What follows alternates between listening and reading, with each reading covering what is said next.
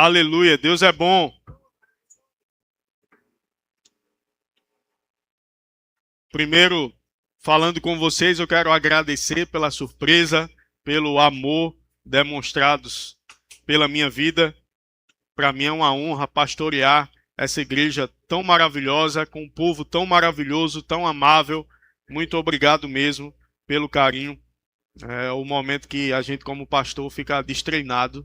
A gente é acostumado a lidar com o público, mas é aquela hora que a gente fica meio, né, sem saber o que fazer, o que falar. Mas eu quero expressar minha gratidão.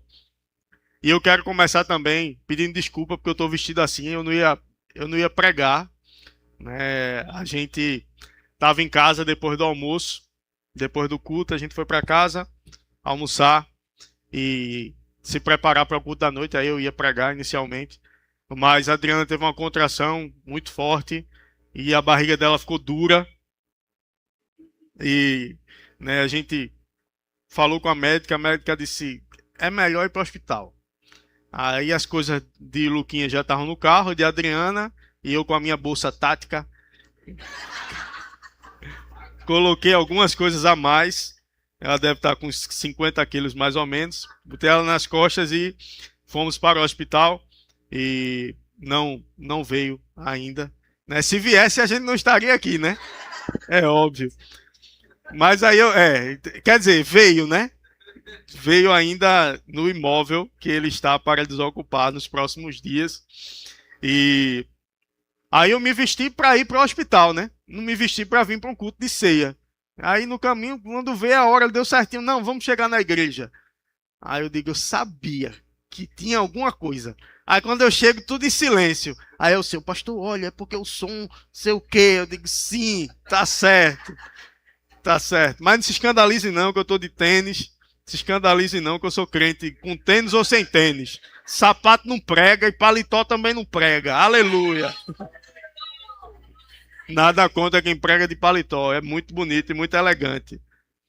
Aleluia. Eu quero compartilhar algo da palavra de Deus com você. Está lá em Lucas, no capítulo 5.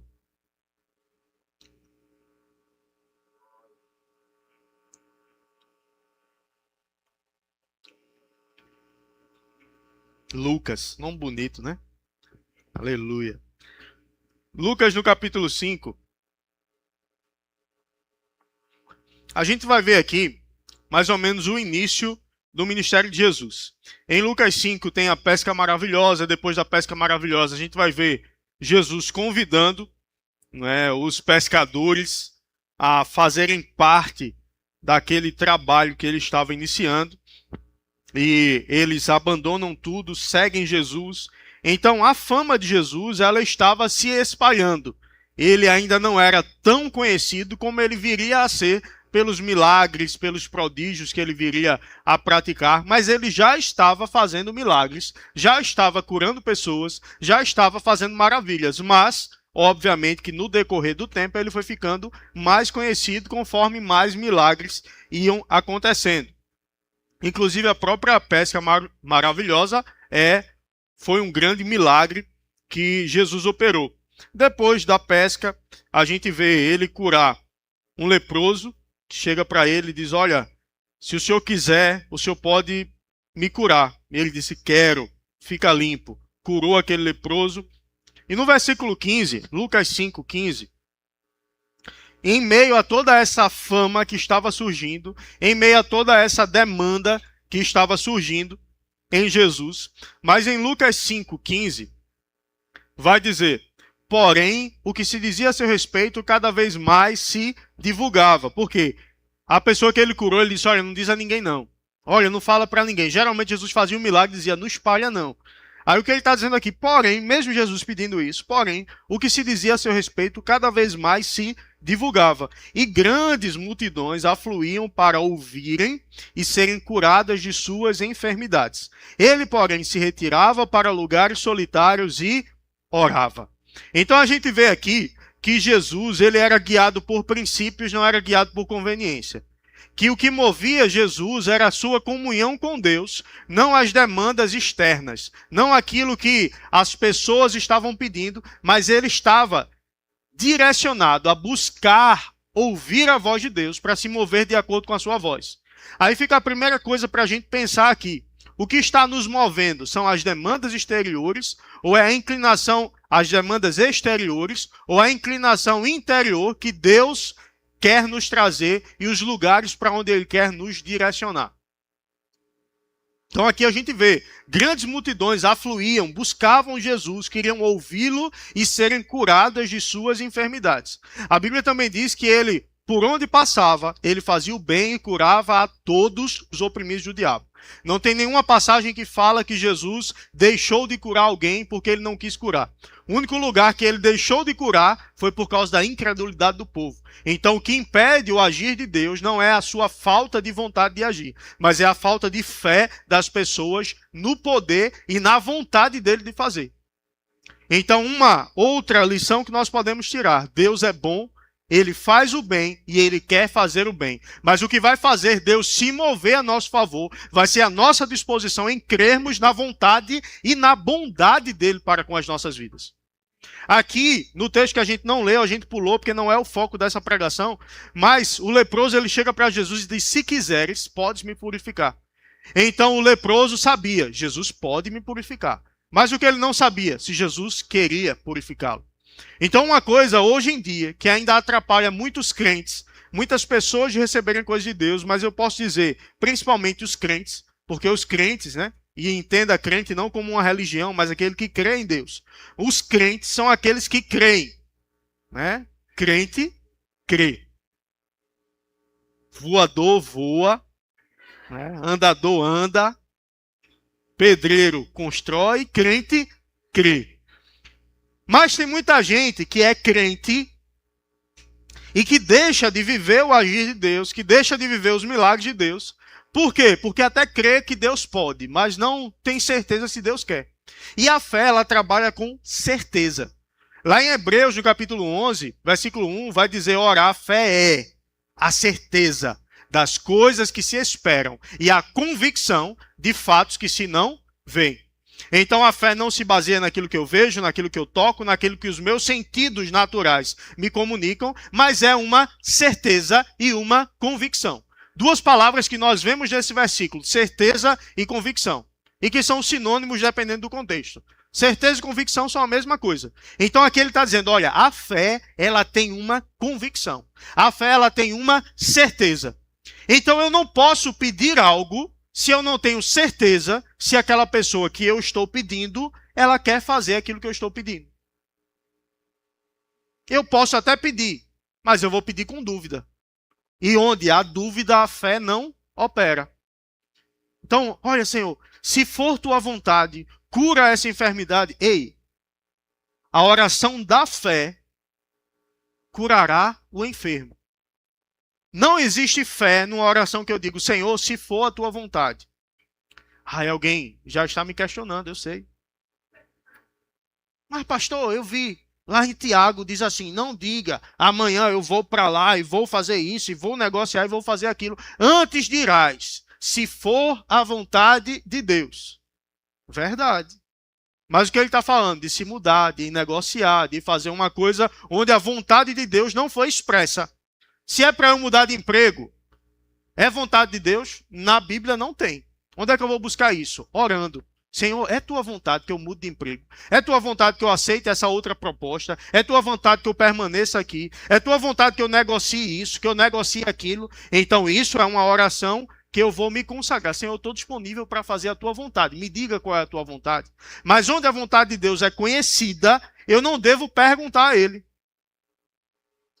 Porque Atos 10:38 vai dizer: o qual andou por toda parte, fazendo bem, curando a todos os oprimidos do diabo, porque Deus era com ele. Jesus. Aí alguém pode dizer: ah, mas é Jesus. Uma coisa é Jesus, outra coisa é Deus. É. Lá em João, no capítulo 14, Jesus conversando com os discípulos, ele disse: olha, não se perturbe não se turbe o vosso coração. Creiam em Deus, creiam também em mim. Na casa de meu pai há muitas moradas, se não fosse assim eu teria dito a vocês. Eu vou vos preparar lugar. E se eu for e vos preparar lugar, eu voltarei para vos buscar. Porque importa que onde eu estou, vocês estejam também. E é um dos discípulos: Senhor, a gente não sabe para onde o Senhor vai. Mostra-nos o caminho. E o que Jesus responde? Eu sou o caminho, a verdade e a vida. Ninguém vem ao Pai a não ser por mim. Cid Moreira. Então Jesus disse, ei, eu sou o caminho, a verdade e a vida. Como é que vocês não conhecem o caminho? Ninguém vem ao Pai a não ser por mim. Aí Filipe pergunta, Senhor, mostra-nos o Pai e isso nos basta. Jesus estava apresentando Deus o tempo todo. Jesus estava agindo como Deus, andando como Deus, por mais que fosse homem, mas ele não deixou de ser Deus, era 100% homem e 100% Deus. Aí Filipe, mostra-nos o Pai. Ele diz, Filipe, há tanto tempo estou convosco e não me tendes conhecido. Quem vê a mim, vê o Pai. Como é que você diz, mostra-nos o Pai? As palavras que vos tenho dito, não as digo de mim mesmo, mas o Pai que está em mim faz as suas obras. Ou seja, tudo aquilo que eu faço é porque eu vejo o Pai fazer. Tudo aquilo que eu falo é porque eu vejo o Pai falar. Ou seja, eu sou a expressão exata do ser do Pai. Quem vê a mim, vê ao Pai. Ou seja, quando eu quero entender Deus, como eu faço para entender Deus? Eu olho para Jesus. Quando eu olho para Jesus, eu vejo a expressão exata do ser de Deus. Hebreus 1:1 vai dizer, havendo Deus outrora falado, eu estou tentando falar devagar, porque eu me empolgo e fico acelerando. Outrora falado muitas vezes e de muitas maneiras aos pais pelos profetas, nesses últimos dias, versículo 2, nos falou pelo Filho, a quem constituiu herdeiro sobre todas as coisas e pelo qual também fez o universo. Versículo 3, ele que é a expressão exata do seu ser. Ele que é o resplendor da glória e a expressão exata do seu ser, sustentando todas as coisas pela palavra do seu poder. Então, Jesus é a expressão exata do ser de Deus. Nós precisamos estar muito bem resolvidos quanto a isso. Nós precisamos estar muito bem resolvidos quanto ao caráter de Deus, quanto à bondade de Deus, quanto à vontade de Deus de fazer o bem pelas nossas vidas. Lá em João 3,16, o versículo mais conhecido do mundo, Deus amou o mundo de tal maneira que deu seu Filho unigênito para que todo aquele que nele crê não pereça, mas tenha a vida eterna. Então, olha o nível de amor de Deus para conosco. Isso impede que coisas ruins aconteçam na vida? Não, porque o mundo jaz no maligno. Nós estamos fisicamente nesse lugar. Mas eu tenho que entender, o mal, ele não vem de Deus. A morte, ela não vem de Deus. A doença, ela não vem de Deus. Mas de Deus vem a cura, de Deus vem a restauração, de Deus vem a transformação, de Deus vem a salvação. Nós precisamos ter essa consciência. E aqui em Lucas, a gente vê que Jesus se retirava para orar, que as multidões o procuravam para serem curadas e para ouvirem os seus ensinamentos. Então Jesus, ele não apenas tinha poder, mas ele tinha palavras que transmitiam aquilo que as pessoas estavam buscando. Sabe que a palavra de Deus é o que transmite aquilo que nós estamos precisando? Nós estamos hoje vivendo, né, no período de maior estresse que a humanidade já viu. Nunca houve um tempo com tanta gente estressada. Nunca houve um tempo que tanta gente procurasse terapia, procurasse sessões com o psicólogo, e nada contra, nada disso. Tem seu lugar. É bom, né? E tem um psicólogo bom aqui.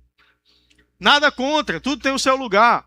Mas, ei, eu não posso achar que é isso que vai mudar a minha vida, é isso que vai me trazer saúde emocional, é isso. Ei, é estar imerso na palavra de Deus. A palavra dele é viva, a palavra dele é eficaz, a palavra dele transmite a vida de Deus para dentro de mim. Ei, se eu estou precisando de mais paz, eu estou precisando de mais palavra. Se eu estou precisando de mais amor, eu estou precisando de mais palavra. Se eu estou precisando melhorar minha comunhão com Deus, eu estou precisando de mais palavra. Ei, a solução para a nossa vida está na palavra. Não está na terapia, não está na busca do autoconhecimento, na meditação. Ei, tudo isso tem o seu lugar. Mas, ei, o autoconhecimento é o conhecer a Deus e entender. Ei, Ele me fez semelhante a Ele. Ei, Ele me fez, Ele colocou o caráter dEle dentro de mim. Então, para me conhecer, eu preciso conhecer a Deus cada vez mais. Eu preciso mergulhar cada vez mais nele. Mas, às vezes, crises se levantam. Às vezes, problemas acontecem.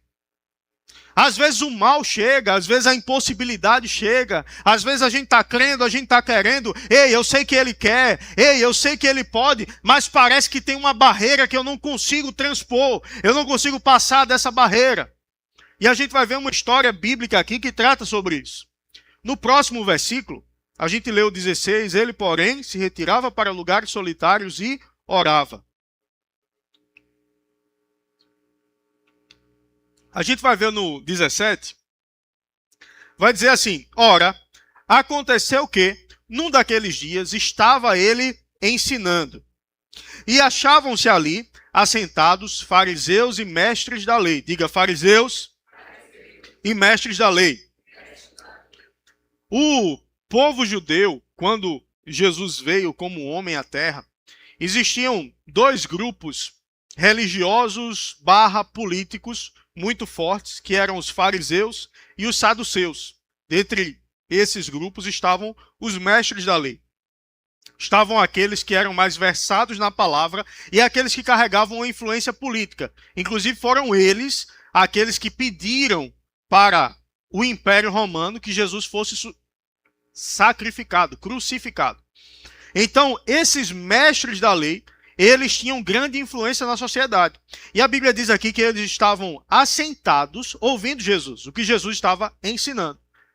Vindo de todas as aldeias da Galileia, da Judeia e de Jerusalém.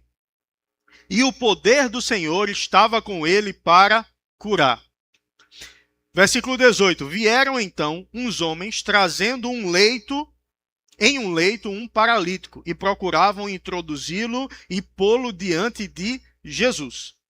E não achando por onde introduzi-lo, por causa da multidão, subindo ao eirado, o desceram no leito, por entre os ladrilhos, para o meio diante de Jesus. Vendo-lhes a fé, diga, vendo-lhes a fé. Diga mais forte. Jesus disse ao paralítico, homem, estão perdoados os teus pecados. E os escribas e fariseus arrazoavam, dizendo, quem é este que diz blasfêmias? Quem pode perdoar pecados senão Deus? Jesus, porém, conhecendo-lhes os pensamentos, disse, que arrazoais em vosso coração? Qual é mais fácil dizer, estão perdoados os teus pecados, ou levanta-te e anda? Aí vamos parar um pouquinho e vamos refletir um pouco até aqui, daqui a pouco a gente termina a história.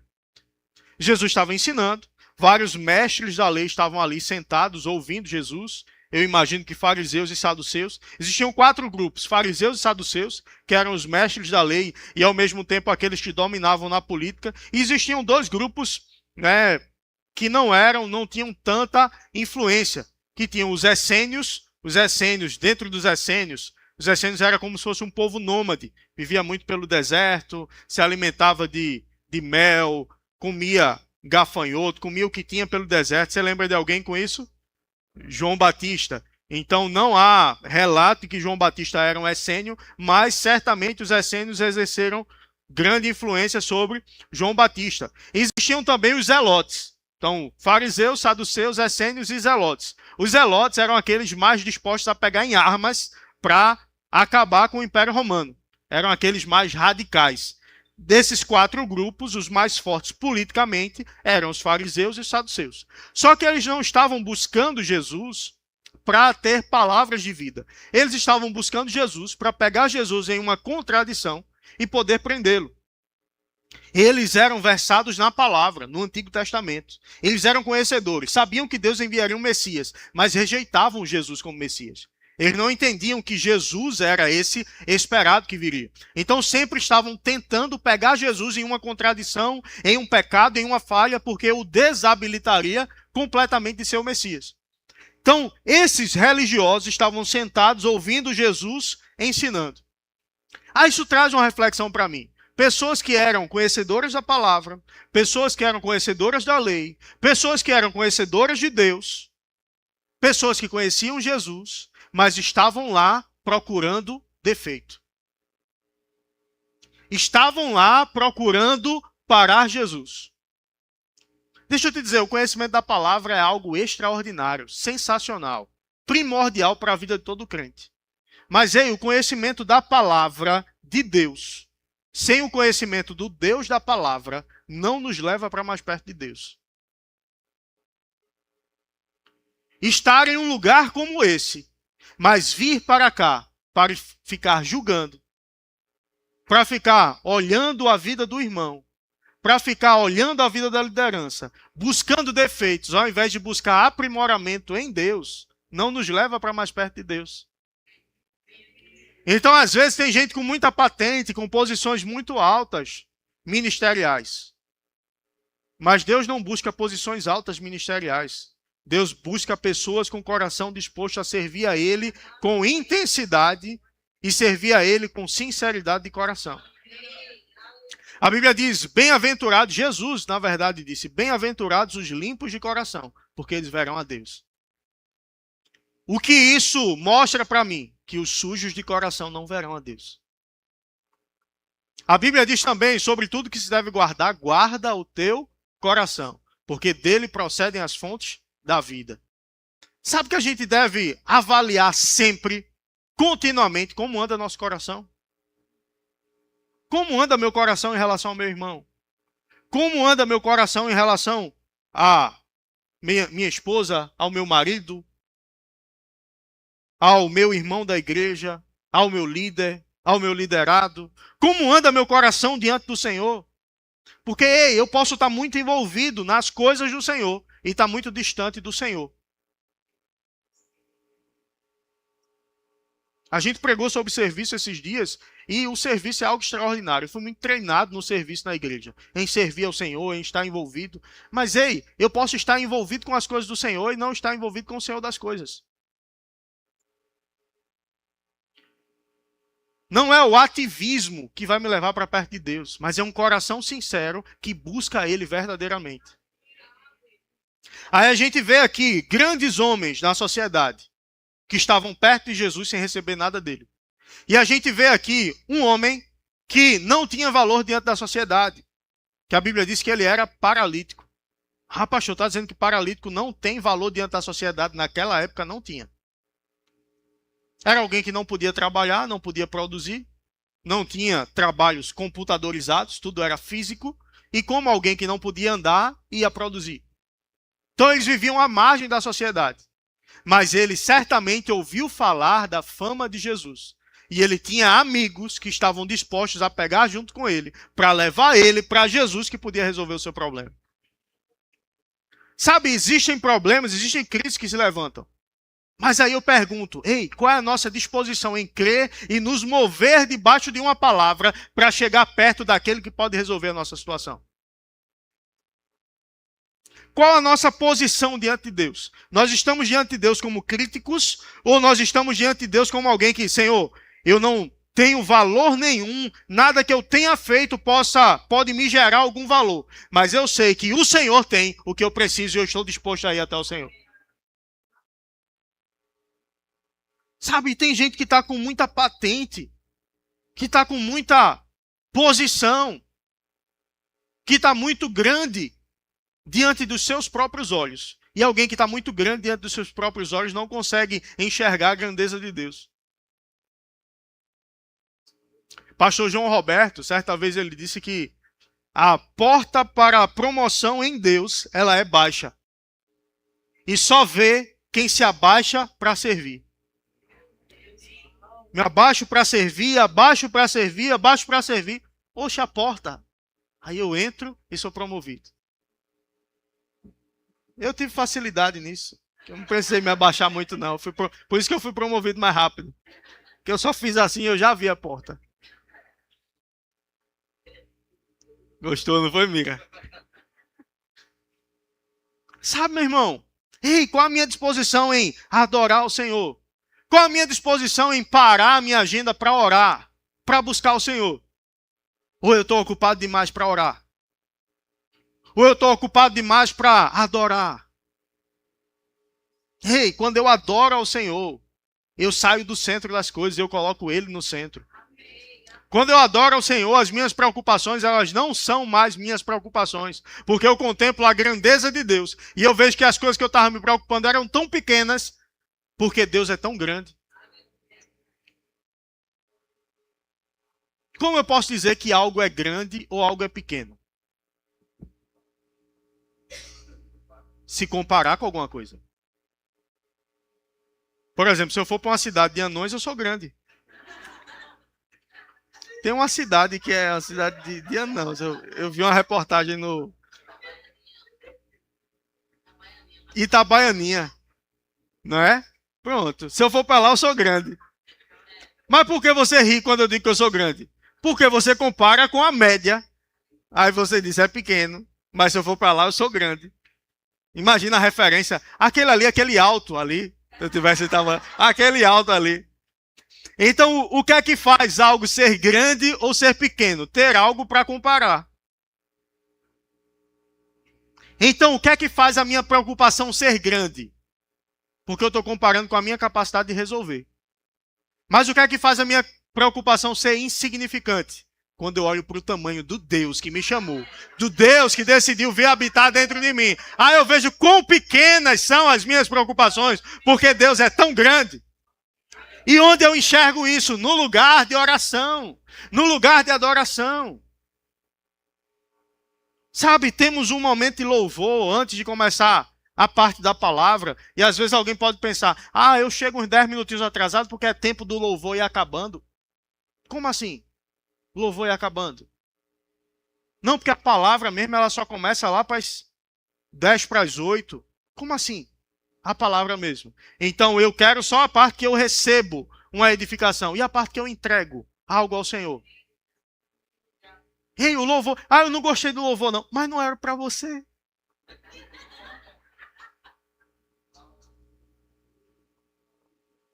O louvor é para o Senhor.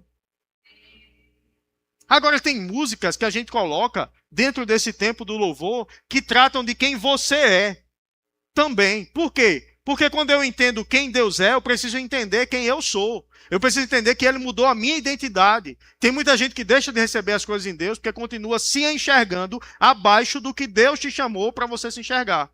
Então por isso que existem músicas para elevar a nossa fé, para elevar o entendimento da nossa identidade em Cristo. E aqui, esses homens, amigos do paralítico, estiveram dispostos, junto com o paralítico, a subir no telhado, destelhar o lugar que Jesus estava. Imagina a situação.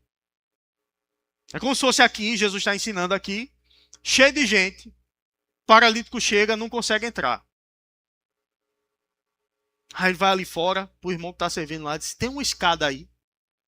O irmão tem, hein? Lá atrás, bora lá. Aí bota a escada aqui do lado. Os irmãos sobem com o paralítico. Então não é simplesmente cada um subir a escada. É subir carregando alguém. Aí sobe, destelha, quebra o gesso. Aí está Jesus pregando aqui. Quando vê, paralítico na corda. Descendo. Aí desceu aqui, chegou aqui. Vocês não, tá certo? Tinha os fariseus aqui. Vamos dizer aqui. Tinha os fariseus, saduceus aqui, os mestres da lei aqui. Aí Jesus diz, olha, perdoados estão os teus pecados. Meu amigo. Não, tu não entrou na história não. Esse trabalho todinho para chegar aqui e dizer, perdoados estão os meus pecados. Jesus, eu não quero pecado perdoado não, eu quero andar. As pernas não funcionam. Eu quero andar. Mas sabe uma das coisas que isso me ensina? Que antes de mudar por fora, Jesus muda a nossa condição por dentro. Tem muita gente focada no exterior, no que os outros veem. Mas Deus está focado no que tem por dentro, no que Ele vê. Deus não vê como o homem vê, Ele vê o coração. A gente vê Samuel foi chamado para ungir um dos filhos de Jessé como rei em Israel. O rei em Israel era alguém que ia à frente do exército, era alguém que batalhava, era um chefe de um povo que guerreava contra outros povos. Então imagina, naquela época que não tinham pistolas, metralhadores, se fosse hoje, né, até você não precisa ser tão grande para portar uma arma e atirar bem. Mas naquela época você tinha que carregar a espada, você tinha que ter força física, você tinha que ter tamanho. Por que você está rindo? Oxe, não entendi não. Você tinha que ter tamanho. Glória a Deus, que eu não vivi naquela época. Eu sei de uma coisa, eu ia estar livre do exército. Aí chega Jessé com os olhos humanos. Pronto, eu vou procurar alguém grandão, fortão, para ser o rei. Certamente está diante de mim um ungido do Senhor. Olha o tamanho do caba. Aí vai com o chifre de azeite. Aí Deus disse, não, esse aí não. Ah, então deve ser esse outro, que é grande também. Não, esse aí não. Esse outro aqui. Não, não, não, não, não. Aí Samuel diz, ei, eu sempre troco. Samuel diz. Foi Samuel que estava fazendo isso. Isso. Eu disse, foi Jessé, foi. Eu sempre erro. O Jessé aqui quietinho.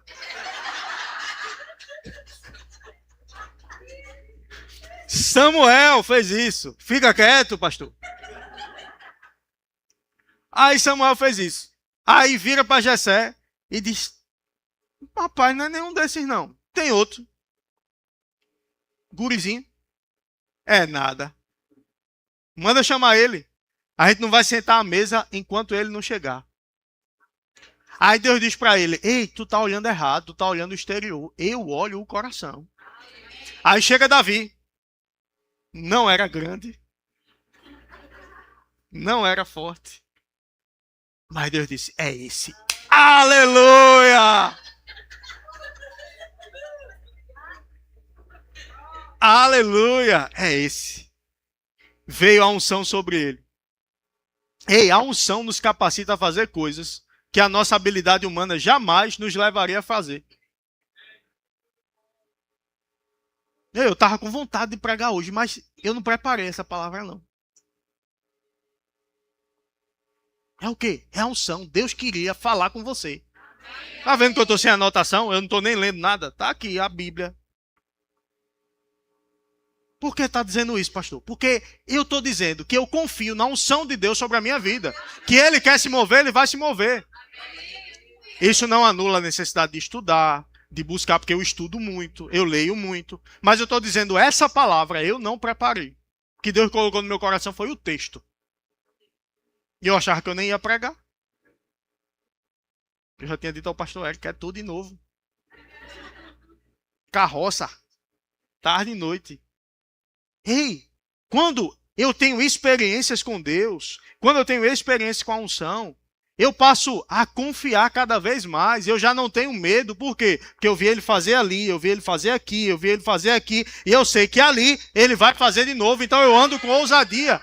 Ei, quando tu tem experiências com Deus, tu não tem medo, tu não para, tu não retrocede. Porque tu sabe que o Deus que te guardou ontem, o Deus que fez por você ontem, é o Deus que faz hoje e é o Deus que vai fazer amanhã. Aí Jesus olha e diz, perdoados são teus pecados. Ninguém fala nada para Jesus ouvir. Mas, rapaz, eu acho que era interessante demais estar perto de Jesus. Porque Jesus ouvia os pensamentos. Vê que coisa. Às vezes os discípulos falavam alguma coisa e Jesus, por que vocês estão... Pensavam alguma coisa. Por que vocês estão pensando isso? Tem uma mesmo, Jesus num barco com os discípulos. Mas cuidado com o fermento dos fariseus. Aí o discípulo, rapaz, eu acho que é porque a gente não trouxe o pão. Tem texto na Bíblia que eu não tenho como você ler, entrando na história e você não ri. O lava-pés. Jesus foi lavar os pés, aí de um, de outro, aí quando chega em Pedro, aí Pedro, não, o senhor não vai lavar os meus pés, não. Ele disse, se eu não lavar os teus pés, tu não tem parte comigo. Aí Pedro diz, então lava os pés, as mãos, a cabeça. Tá lá na Bíblia isso aí. Eu não consigo ver essa história e não imaginar que todo mundo riu. Jesus riu, todo mundo riu. Aí, ei, será que é por causa do pão que a gente não trouxe? Aí Jesus disse, vocês não viram a quantidade de vezes que eu multipliquei pão e peixe? Vocês não sabem que recurso não é problema para mim, não. Eu sou o Senhor do recurso. Eu estou falando do ensino dos fariseus. Presta atenção, estagiário. Eu acho que ele disse mais ou menos assim. Aí, nesse caso, aí o pessoal começou a razoar no coração dele, né? Quem é esse que perdoa pecado? Aí Jesus vira e disse, então, perdoar pecado, eu não posso não, né? Porque o que é mais fácil dizer, perdoados estão os teus pecados, ou dizer, levanta e anda? E lembra, o paralítico está no meio. Levanta e anda é mais difícil. Quero ver se tu é rochedo. Eu acho que ele deve ter pensado alguma coisa mais ou menos assim. O que é mais fácil dizer? Ei, vamos lá, vamos para a lógica. É mais fácil dizer, perdoaste os teus pecados. Eu não sei se perdoou, se não perdoou, eu não sei o que mudou. Eu não sei. Perdoados estão os teus pecados. Aí ele disse, ô, levante e anda. Mas para vocês saberem, mas para vocês... Eita glória, meu Deus do céu. Ó, versículo 22. Conhecendo os pecados, que razoáveis no vosso coração? Qual é mais fácil dizer? Estão perdoados os seus pecados ou levanta-te e anda? Mas para que saibais, versículo 24, que o Filho do Homem tem poder, tem sobre a terra autoridade para perdoar pecados, disse ao paralítico, eu te ordeno, levanta-te, toma o teu leito e vai para casa. Imediatamente se levantou diante deles e tomando o leito em que permanecera deitado, voltou para casa glorificando a Deus. Todos ficaram atônitos, dando glória a Deus, possuídos de temor, diziam, hoje vimos prodígios. Sabe, mas o que gerou o milagre naquele paralítico? E a Bíblia diz que, vendo-lhes a fé. Antes de Jesus fazer o milagre, Jesus viu a fé. A fé, ela tem uma ação, a fé, ela tem uma voz, a fé, ela tem uma imagem. Ei, sabe que a gente tem que estar tão firmado na fé, que quando alguém olha pra gente, a pessoa tem que ver a fé. Sabe, eu vou conversar com alguém, em alguns segundos, eu sei se a pessoa está em fé ou não. Não é porque Deus me revela, não, é porque as palavras da pessoa revelam. É porque aquilo que ela fala revela o que ela está crendo, revela o que ela está esperando. Por quê? Porque está se alimentando de impossibilidades. A pessoa às vezes não está na fé. Mas quando eu começo a me alimentar de milagres, me alimentar de palavra, me alimentar daquilo que Deus está fazendo, me alimentar daquilo que Deus está dizendo, ei, aquilo é uma verdade tão forte, tão absoluta no meu coração, que isso é produzido automaticamente. Eu estava vendo uma pregação esses dias que me surpreendeu muito, era um senhorzinho de muita idade, um pastor bem antigo, e eu imaginei que ele ia falar de coisas tão tradicionais, mas ele falou de coisas tão... entendimentos tão modernos, digamos assim. Ele falou sobre os neurônios e falou sobre as sinapses neurais, que são, nós temos hoje, a ciência diz que nós temos cerca de 86 bilhões de neurônios. Então, a junção desses neurônios, eu vou falar bem raso, tá? A junção desses neurônios formam as sinapses neurais. Então, o neurônio sozinho, ele não faz nada. Ele está ali sozinho. O que é que dá a força ao neurônio? A conexão com outros neurônios. Isso vai formando sinapses neurais. E essas sinapses, elas são formadas a partir de experiências que nós temos e de conhecimentos que nós formamos. Então, se alguém que fuma, por exemplo, ela sente o prazer no cigarro. E quanto mais ela fuma, mais ela vai gerando sinapses neurais de prazer naquele ato de fumar. Então, quando ela vê o cigarro, automaticamente a mente dela já associa ao prazer de fumar. E ela sente cada vez mais vontade de fumar. Por isso que o fumante de muito tempo, ele tem dificuldade de parar. A mesma coisa em qualquer outro vício. Mas as sinapses não se formam apenas nos vícios. Se formam nos conhecimentos que nós temos, se formam nas habilidades que nós temos. Você já viu alguém que já fez tanto uma coisa, que ela tem uma habilidade tão grande naquilo, que a gente acha sensacional? Outro dia eu vi um vídeo de um médico operando de forma para mostrar a habilidade um peito de frango. Não é porque o peito de frango estava doente, não. O frango tinha morrido. Ele cortou o peito de frango e abriu com os aparelhos que ele estava, com bisturi, mais algumas coisas que ele estava. Daqui a pouco ele foi costurando, dando ponto, numa habilidade extraordinária. Mas por quê? Porque ele fez muito aquilo. E ele gerou sinapses neurais relacionadas àquele conhecimento. E quando ele vai fazer, ele não precisa nem pensar. Por quê? Porque o conhecimento já se tornou inconsciente na vida dele. Deixa eu explicar algo mais fácil para a gente. Eu acho que não tem muito cirurgião aqui. Mas vamos lá. A gente começa a dirigir. A gente está ensinando alguém a dirigir. Coloca a chave aqui. A pessoa olha. Né, o volante está aqui. A pessoa dá uma... Coloca, gira. Espera o painel acender. Apagar algumas luzes. Que é o tempo da injeção. Cada vez é mais difícil hoje. Agora é no botão, né? Mas vamos lá. Aí gira e liga o carro. Aí liga, a pessoa... Solta! Solta a chave. Você solta a chave, virou. O carro ligou. E agora? Agora vê se está em ponto morto. Carro manual, tá certo? Vê se está em ponto morto. A pessoa balança assim, beleza, está em ponto morto. Agora pisa na embreagem. A pessoa pisa na embreagem. Agora coloca a primeira, Acelera bem pouquinho, bem pouquinho, calma. Vai tirando o pé da embreagem devagar, a pessoa vai tirando o pé devagar. Aí, foi lá. Tá andando. Aí vai ficando muito devagar, o carro começa a tremer, acelera um pouquinho, aí estabiliza. Aí vai lá, agora vamos mudar de marcha. Pisa na embreagem, passa a segunda. Pisa na embreagem, passa a segunda, outro. Bora lá, tá lá. Tá aprendendo. Aí no outro dia, a mesma coisa. Bora lá, coloca a chave. A pessoa coloca a chave. Aí o instrutor do lado diz, e agora, faz o quê? A pessoa diz, pisa na embreagem. Não, liga o carro. A pessoa vai, liga o carro. E assim vai. Aí terceiro dia, e vai, e aprendeu. Aprendeu, ela agora já sabe, ela entra. Eita, ela nem botou o cinto, ó. Eu nem falei do cinto. Vamos lá, ela...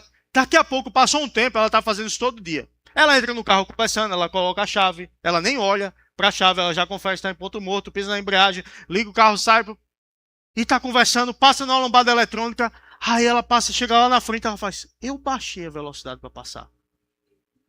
Por que ela tem essa dúvida? Porque ela não está pensando no que ela está fazendo.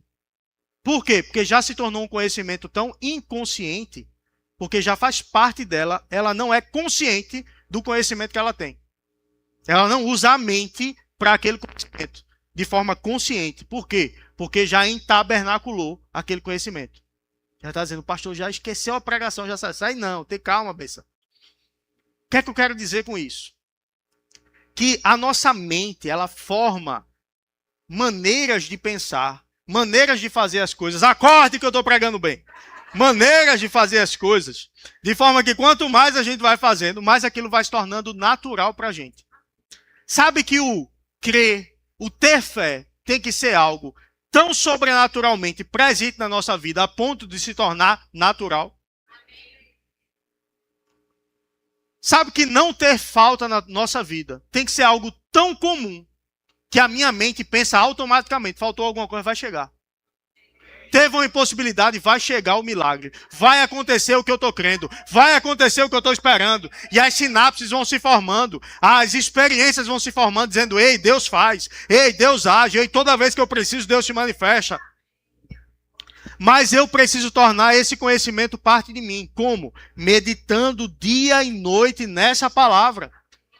Josué 1:8 vai dizer, não cesses de falar deste livro da lei. Antes medita nele de dia e de noite, para teres o cuidado de fazer tudo quanto nele está escrito. Então farás prosperar o teu caminho e serás bem-sucedido. Ei, quer ser bem-sucedido em Deus? Quer fazer prosperar o teu caminho? O grupo de música pode vir. Quer fazer prosperar o teu caminho em tudo aquilo que você for fazer? Medita nesse livro de dia e de noite. Ei, crê em Deus, mesmo quando as impossibilidades disserem, ei, não dá. Qual é o muro que tem se levantado na tua frente? Qual o muro que você tem que subir?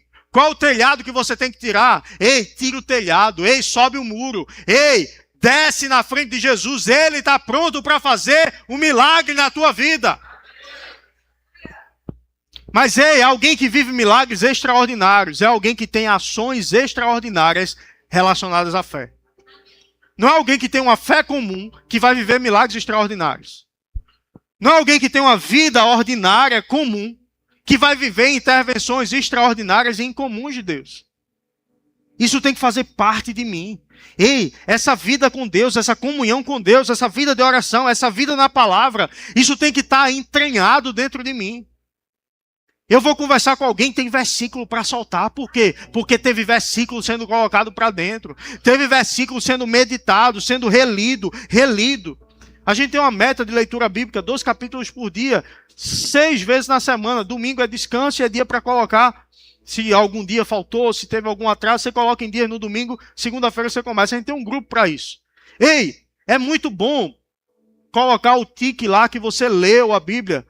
Você bateu aquela meta, mas ei, só bater a meta não vai mudar a tua vida. Você tem que meditar naquele livro, você tem que meditar nesses capítulos, você tem que meditar nesses versículos.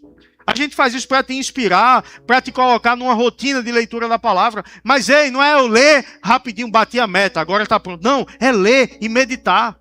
Eu sei que vai ter dia que vai estar mais corrido, mas, ei, começa a colocar o costume de ler nas primeiras horas do teu dia.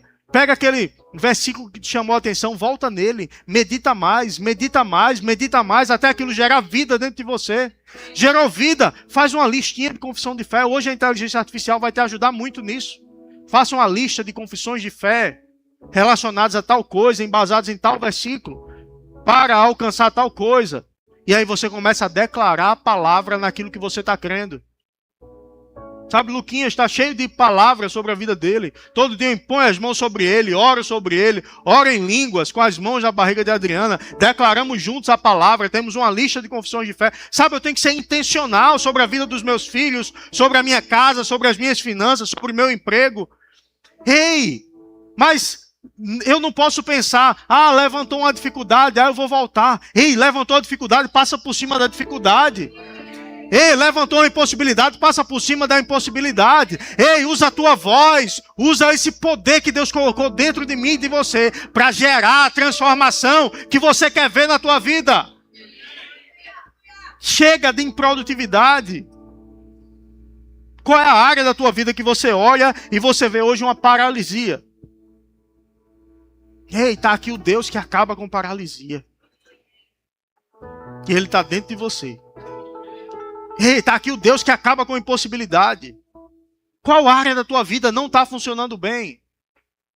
Que tal usar a fé, usar o poder de Deus para fazer isso funcionar bem? Você sabe que vontade de fazer Ele tem. Você sabe que poder para fazer Ele tem. Então o que é que falta? Falta às vezes a gente se posicionar em fé e nos mover em ousadia com aquilo que Ele falou para nossas vidas. Todas as promessas de Deus em Cristo, nele tem o sim e por ele também o amém. Cristo é o testador. Cristo é o prometido. Através de Cristo, todas as bênçãos de Abraão chegaram até nós e nos alcançaram. Eu estou vivendo em falta, porque é assim mesmo, a vida é assim mesmo, né? Porque as coisas são assim. Um dia a gente ganha, um dia a gente perde, um dia dá certo, um dia dá errado, um dia eu tenho, um dia eu não tenho. Não, meu irmão. A Bíblia diz que nós, em Cristo, sempre somos conduzidos em triunfo. Não, a Bíblia diz isso, mas mais o quê? Não existe mais depois da frase, a Bíblia diz isso, não pode existir mais. A Bíblia diz isso, ponto. Ou a Bíblia diz isso e eu creio. Meu Deus falou, eu creio e ponto final. Está escrito, eu acredito. Meu Deus falou, eu creio e ponto final. Ei, mas eu não posso me tornar um profissional da fé. No sentido de alguém versado na palavra, com muito conhecimento teológico. Porque a pessoa que tem esse conhecimento, ela muda até a sua maneira de falar. Bom dia, querido. A bênção. E as pessoas mudam a sua postura para parecerem mais conhecedores. Não se mistura muito com os leigos. Eu tinha um colega que eu trabalhei com ele, que ele era formado em teologia. Eu parei de seguir ele nas redes sociais, porque ele só falava sobre a importância de ser formado em teologia para atuar no contexto cristão. Por que as pessoas não são formadas em teologia e querem pregar? Por que as pessoas não são formadas em teologia e querem fazer isso e querem fazer aquilo? Só que no trabalho dá um bocado de trabalho. Formado em teologia. Nada contra. Se forma em teologia, rema, escola de ministro, bênção. Mas ei, não para eu esbanjar conhecimento. Não para eu ganhar debates. Mas para eu ter conhecimento de Deus e tocar a vida das pessoas com esse conhecimento. E mudar as circunstâncias ao meu redor com esse conhecimento. E conhecer ainda mais Deus. E isso mudar a minha vida e a vida das pessoas ao meu redor. Andar em amor. Ei, não existe fé sem amor. Se eu não estou andando em amor, o duto da fé está obstruído e as coisas não vão acontecer. Se eu estou andando com mágoa, eu coloquei no grupo também uma série lá sobre a isca de Satanás. Estou andando com mágoa, eu posso me esgoelar de falar. E a montanha não vai se mover. Porque a mágoa impede que eu ande em amor. E a fé opera pelo amor. É outra pregação. Eu estou falando de fé. Eu estou falando de fé nessa noite.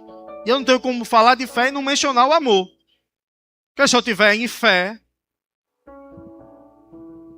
para mover montanhas, ainda que eu tivesse o dom de falar em línguas, de a língua dos homens e dos anjos, se não tivesse amor, eu nada seria.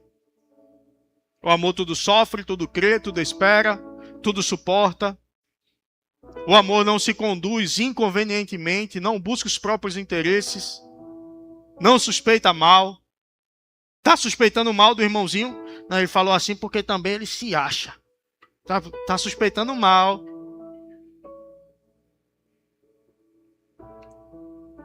Não, fulano eu não aguento não. Não aguento não. Isso aí, fulano, não aguento não. Tudo suporta. Achou que eu ia só massagear teu ego hoje, era? Tudo crê, tudo espera. Ei, meu irmão, Deus nos chamou para andarmos em amor. Aí andando em amor eu posso ter ousadia. Quando a montanha se levanta, ei, sai da frente. Tinha um pregador que eu ouvia muito que ele dava um grito: sai da frente, Satanás. Quem é do Prado, Manto e é antigo já assistiu pregações dele. O pastor Marco Feliciano. E eu determino que em um raio de 5 quilômetros, onde houver um demônio alojado, saia agora. Ei, sabe onde é que a gente pode andar com essa ousadia? Tem gente que faz isso e é só capa. Mas sabe onde é que a gente pode andar com essa ousadia? Quando a gente está andando em amor. Quando a gente está se enchendo da palavra. Aí se levanta uma circunstância. Tem um livro que eu acho que temos aqui no Verbo Shop, Kryptonita. Esse livro trata da história do super-homem. Esse livro, ele trata... É porque, né? Esse livro, ele trata do poder de Deus na nossa vida, estando ligado à santidade. E assim como a Kryptonita anula todos os poderes do super-homem, ele fala de super-homem no livro. Anula o poder de super-homem. O pecado anula o poder na nossa vida. Ele já resolveu a situação do pecado. Ele já nos libertou do pecado. Eu não posso, depois de livre, querer voltar a viver no pecado. Não é que eu falhei, eu pequei, então eu perdi tudo. Não. Mas nós que somos crentes, o pecado deve ser um acidente de percurso. No percurso eu pequei, eu me arrependo rápido e deixo. Mas eu não posso, como crente, viver no pecado. Se eu vivo no pecado, então tem alguma coisa errada. Aí eu preciso me encher mais da palavra, me encher mais de adoração, me encher mais de Deus, encher mais do conhecimento da palavra dele, para entender quem eu sou e que eu sou livre do pecado. E nesse lugar de adoração, a gente muitas vezes é livre do pensamento que nos leva para o pecado. Porque eu digo, é tão maravilhoso estar nesse lugar diante de Deus, que quando eu olho para o pecado, da mesma forma que quando eu olho para a impossibilidade, eu vejo ela pequena diante da glória de Deus, quando eu olho para o pecado diante da glória de Deus, eu digo, isso aqui não me atrai, porque o que eu quero é a glória. Sabe, esse lugar de adoração me leva para um lugar de santidade. Esse lugar de oração me leva para um lugar de me tornar mais parecido com Deus. E para me tornar mais parecido com Deus, eu ando em santidade, porque ele disse, sede santos, porque eu sou santo. E eu ando em amor, porque Deus é amor. Amém? Tem alguém nessa noite que ainda não fez de Jesus o Senhor da sua vida e quer fazê-lo?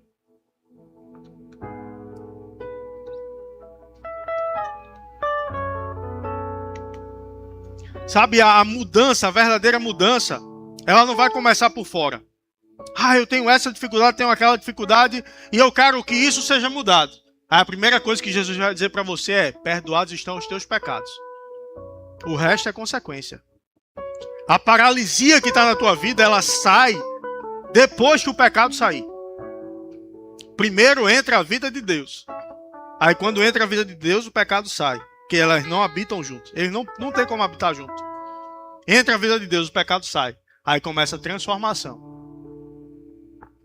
Aquele homem certamente ele saiu daquele lugar usando as mesmas roupas, tendo o mesmo corte de cabelo, tendo a mesma barba, se ele usava barba, diante de Jesus. Mas ele não saiu do mesmo jeito. Ele chegou com uma maca carregando ele, mas ele saiu carregando a maca. Você pode ter chegado aqui de uma determinada maneira, vai sair vestido do mesmo jeito.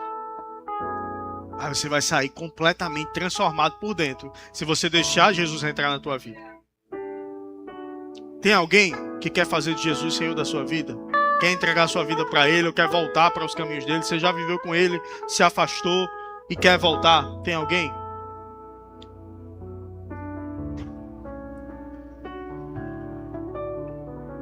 Eu vou dizer algo pelo Espírito. Tem alguém aqui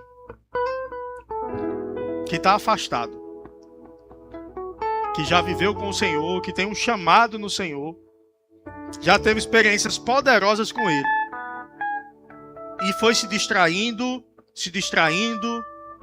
houve convites que deveriam ter sido recusados e não foram, mas você não estava mal intencionado não, você começou com uma distração e você foi indo para mais longe, daqui a pouco você estava tão longe que você não conseguia mais voltar. E por algum motivo você está aqui nessa noite. Mas você está cheio de condenação na tua mente, dizendo: ei, Deus já desistiu de você, não dá mais para você. Eu digo a você, Ele não desistiu. O chamado para a tua vida continua de pé. Ele continua te amando e de braços abertos para te receber. Quem é você? Vem para cá. Vem para cá, tem duas pessoas. Aleluia! Aleluia!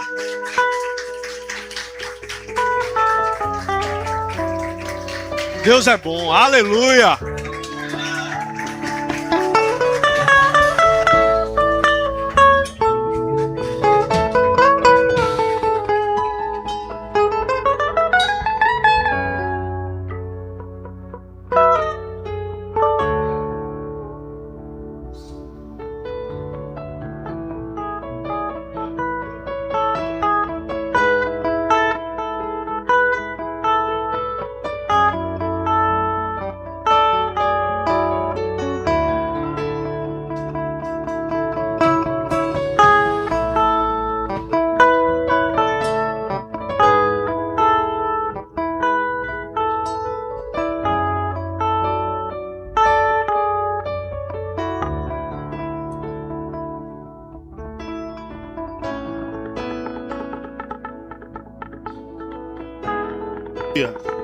Aleluia, glória a Deus. Como Ele é bom. Como Ele é bom. Tá vendo? Tá vendo o que Ele fez para alcançar vocês hoje? Aleluia. Aleluia. Histórias tão específicas e que eram para duas pessoas. Aleluia. É muito bom ter contato com esse amor de Deus. Aleluia. Aleluia. Eu vou pedir para vocês repetirem essa oração comigo. Se vocês creem de coração, vocês querem se reconciliar com o Senhor, façam essa oração comigo. Em seguida a gente ora por vocês. Vocês vão voltar para o lugar de vocês depois da oração e a gente vai ter um momento da Santa Ceia do Senhor. E vocês vão poder cear junto com a gente. Por que vocês vão poder cear junto com a gente?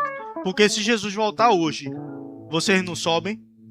E a ceia celebra o quê? A redenção, que nos torna justos diante de Deus para a gente subir. Então vocês podem cear com a gente. Amém? Aleluia. Então diga comigo. Digam como é o nome de vocês antes. Wesley. E o nome da senhora? Cláudia Helena. Wesley e Cláudia Helena. Aleluia. Vocês hoje decidem voltar para o Senhor Jesus? Amém. Então diga assim: Senhor Jesus, nessa noite eu me reconcilio com o Senhor. Daqui para frente, a minha vida é completamente do Senhor. E nunca mais eu vou sair desse lugar que o Senhor me chamou. Em nome de Jesus. Amém. Estende tua mão para cá. Senhor Deus e Pai, nós te damos graças, Senhor. Obrigado por essas duas vidas tão preciosas que hoje têm contato com o teu amor uma vez mais, com a tua misericórdia uma vez mais. Declaramos sobre a vida deles a tua proteção, o teu amor, o teu cuidado se manifestando, Pai. E eles voltando a viver tudo aquilo que o Senhor preparou para a vida deles. Queremos assim e te agradecemos em nome de Jesus. Amém. Aleluia. Agora vejam a família que vocês ganharam. Agora vocês podem voltar. Aleluia. Aleluia. Ele é bom. Ele é bom. Aleluia. Tem alguém com algum sintoma de enfermidade no seu corpo que quer voltar para casa curado? Se tiver, vem aqui na frente, a gente vai orar por você. Em seguida a gente vai tomar a ceia. Aleluia. Aleluia.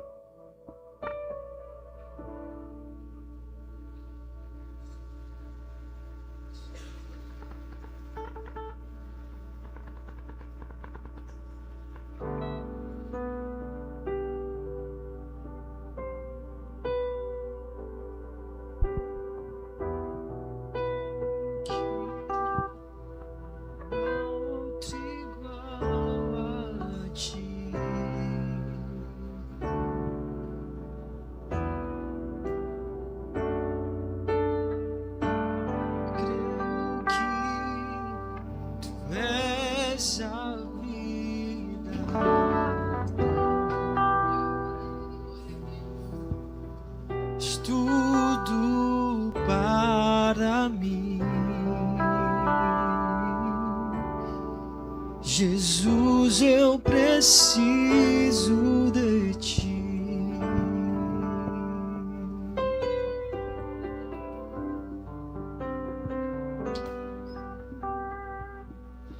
Aleluia, glória a Deus.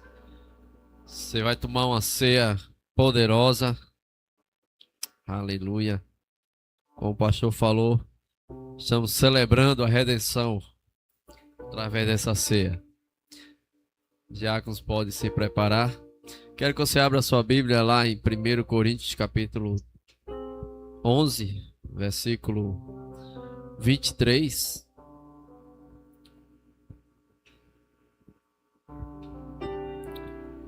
Vou ser breve, temos até meia-noite hoje. Glória a Deus. E diz assim: porque eu recebi do Senhor o que também vos entreguei, que o Senhor Jesus, na noite em que foi traído, tomou o pão, e tendo dado graças, o partiu e disse: isto é o meu corpo, que é dado por vós. Fazei isto em memória de mim. Por semelhante modo, depois de haver ceado, tomou também o cálice, dizendo: este cálice é a nova aliança no meu sangue. Fazei isto todas as vezes que o beberdes, em memória de mim. Porque todas as vezes que comerdes desse pão e beberdes desse cálice, anunciais a morte do Senhor até que ele venha. Amém? Então nós vamos celebrar algo que foi feito naquela cruz. Ele nos resgatou, ele nos tirou de um lugar de pecado, nos perdoou os nossos pecados e nos deu uma vida abundante para podermos viver diante do Senhor, perdoados. E essa condição de perdoado, justificado, é como se estivesse na presença de Deus, como se nunca tivéssemos pecado. Aleluia, porque Ele olha para nós e vemos lavados pelo sangue de Jesus. Então nós vamos celebrar isso, nós vamos celebrar a redenção realizada por Jesus, nos resgatando, nos tirando daquele lugar e nos colocando no reino do Filho do seu amor, que é a nossa posição hoje. E a Bíblia diz: aquele que está em Cristo, nova criatura é, As coisas velhas já passaram e eis que tudo se fez novo, novinho em folha. Amém? Então, quero que antes de distribuir, quero que você levante sua mão para nós orarmos por esses elementos. Senhor nosso Deus, nosso Pai, nós te agradecemos, Pai, por essa rica oportunidade que temos de poder cear, Pai, juntamente com nossos irmãos e todos aqui presentes, Pai, que a tua bondade tem sido grandiosa, Pai, sobre nossa vida, o teu perdão se manifestando e tudo aquilo, Pai, que o Senhor tem feito por nós, nós só temos que te agradecer, Pai. Nós oramos por esses elementos, nós colocamos diante de ti, Pai, esse suco de uva e esse pão, simbolizando, Pai, o teu sangue e o teu corpo. E, Pai, nós sabemos que não vão se transformar no sangue nem no teu corpo, mas simbolizando dessa forma. Isso nós sabemos que representa algo poderoso, que o Senhor levou sobre si os nossos pecados, as nossas dores e enfermidades. E com o teu sangue, tu nos tornasse limpo, Pai. Em nome de Jesus, nós assim oramos para essa finalidade, em nome de Jesus. Amém? Então você pode receber. Se você faz parte de outra igreja e você já é nascido de novo, você pode cear conosco, porque não é a ceia do verbo da vida, mas é a santa ceia do Senhor Jesus. Amém? E você que nasceu agora, você pode cear também. Vamos fazer isso. Ao único que é digno de receber a honra e a glória, a força e o poder, ao Rei eterno e imortal, invisível, mas real, a Ele ministramos o louvor. Ao único que é digno de receber a honra e a glória, a força e o poder, ao Rei eterno e imortal, invisível, mas real, a Ele ministramos o louvor.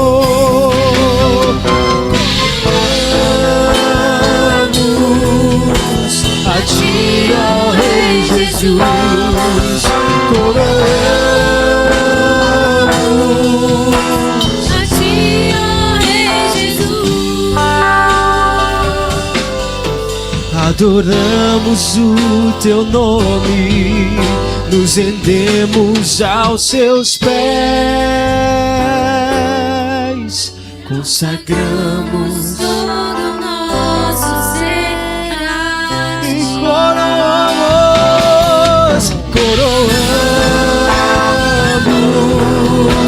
A ti, ó Rei Jesus.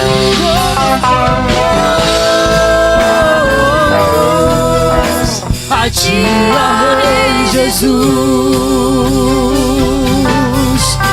Adoramos o teu nome, nos rendemos aos seus pés,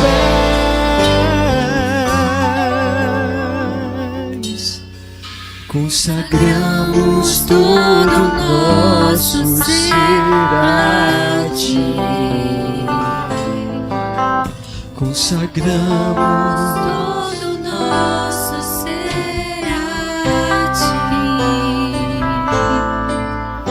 consagramos todo o nosso ser a ti.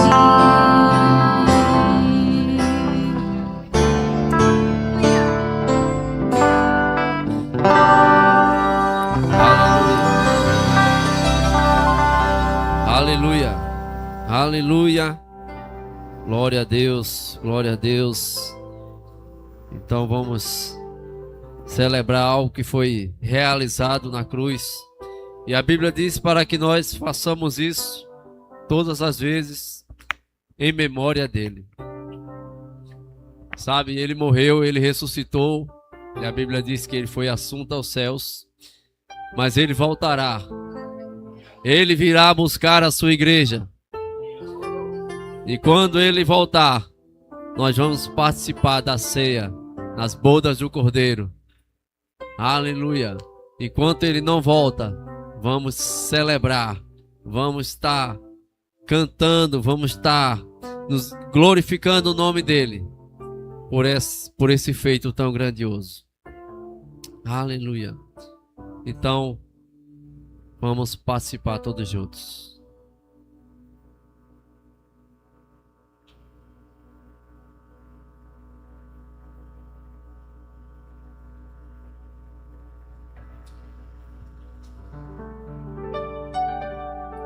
Aleluia! Você quer celebrar a sua redenção?